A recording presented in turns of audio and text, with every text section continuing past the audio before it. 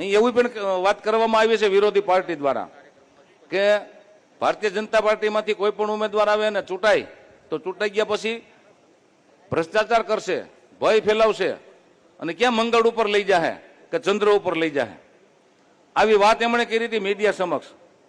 તો આ તકે હું એમને કહેવા માંગુ છું કે અહીંના અમારા આગેવાનો, અમારા ઉમેદવાર, અમારા પૂર્વ ધારાસભ્ય શ્રી હર્ષદભાઈ હોય કે કનુભાઈ ભાલાડા હોય, અમારે અમારી જનતાને ચંદ્ર ઉપર કે મંગળ ઉપર નથી લઈ જવાની, પણ અહીંયા ચંદ્ર અને મંગળ બનાવવાની તાકાત અમારા આગેવાનોમાં છે.